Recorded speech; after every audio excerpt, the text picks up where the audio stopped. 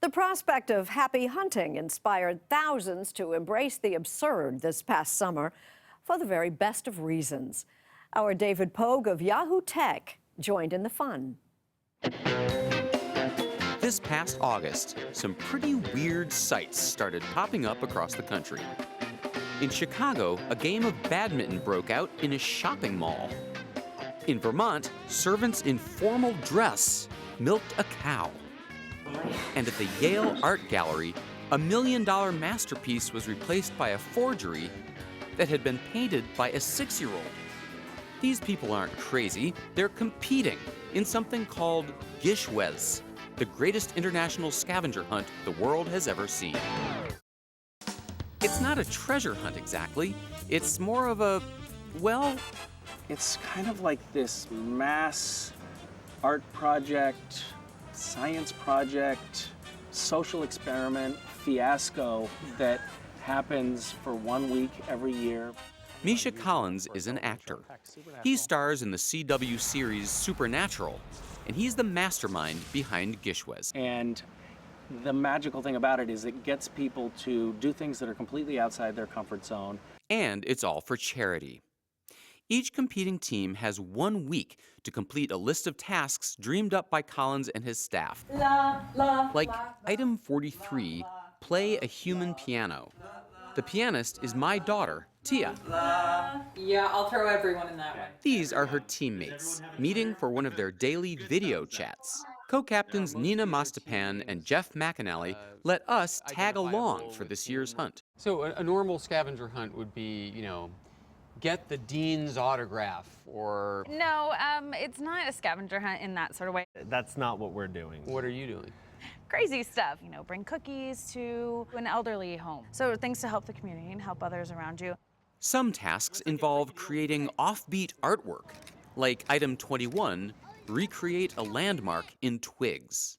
Some challenge your sanity, like item 78, build a working lute out of lutefisk. It's cold and gross and doesn't stay in tune. Lutefisk is a gelatinous cod dish.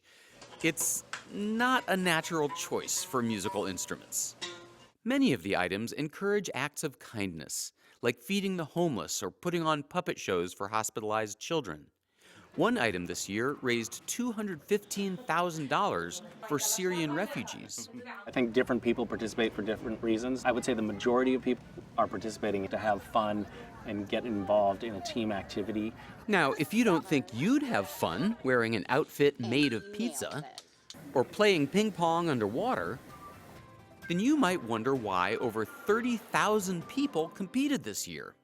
Well, there is the grand prize, of course, a trip to Iceland with Misha Collins. But many people join for an even grander reason, to make the world a kinder place. You see, Misha Collins also runs a charity called Random Acts. We do things that kind of run the gamut from, people just handing out flowers to strangers on the street to building orphanages in Haiti or high schools in Nicaragua. The entry fees for GISHWHES fund that charity.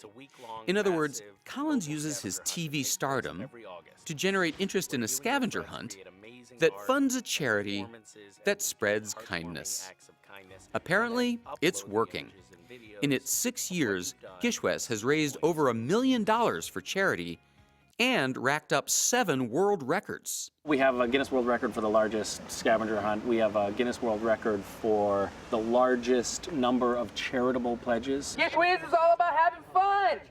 And maybe this will be one more for the record books. I would be wetter.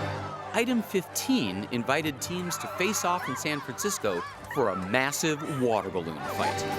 What was it like being in the throes of battle? Really fun. It was fun. It was awesome, David! The runner-ups in alphabetical order. When the judging was complete, Misha Collins appeared on Facebook to announce the winning team. The GISHWHES 2016 winning team is Raised from Perdition. The judges had no idea that the team they declared the winner was the team our cameras had been following. Honest. In the TV news business, every now and then, the story goes your way. I have to say, you come up with 200 items, and then you have to judge them, Yeah. and then you have to put some elaborate trip together. You're making this sound like a real hassle. I would be lying if I said there weren't times when I'm like, I can't do this anymore. But if we can be, you know, having any kind of positive impact on people while doing something that makes me laugh, I should probably keep doing it. And if he will, they will.